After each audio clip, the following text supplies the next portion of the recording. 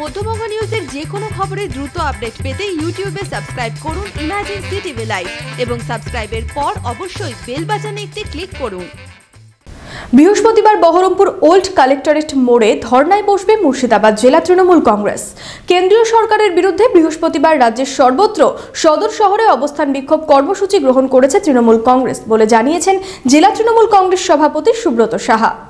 Metro চ্যানেলের পর এবার জেলায় জেলায় ধর্না তৃণমূলের।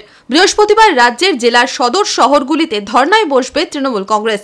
মুর্শিদাবাদের সদর শহর বহরমপুরেও বিক্ষোভ সভার ডাক।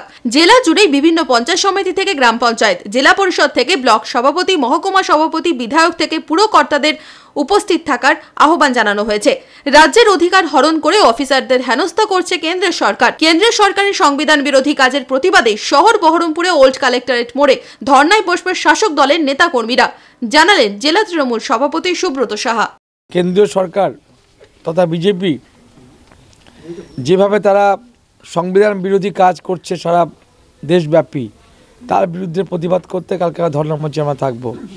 আমরা দেখতে পাচ্ছি তারা সংবিধানকে ধ্বংস করছে এবং ওটা ভারতবর্ষের যে ফেডারেল স্ট্রাকচার, রাজ্যগুলোর যে স্বাধীন ক্ষমতা এবং তাদের যে কাজের অধিকার, সে অধিকারকে হরণ করে বিভিন্ন রাজ্যে তাদের সরকার এবং অফিসারবৃন্দকে তারা হেকেল করছে। আমরা আগামীকাল ধর্নায় বসছি এবং বিজেপি হাটাও দেশ বাঁচাও এই স্লোগান দিয়ে মানুষকে সংগঠিত করার জন্য আবেদন জানাচ্ছি। যদি মধ্যবঙ্গ নিউজের এই খবরটি ভালো লেগে থাকে তাহলে অবশ্যই একটি লাইক দেবেন এবং ইউটিউবে ইমার্জেন্সি টিভি চ্যানেলটি সাবস্ক্রাইব করবেন।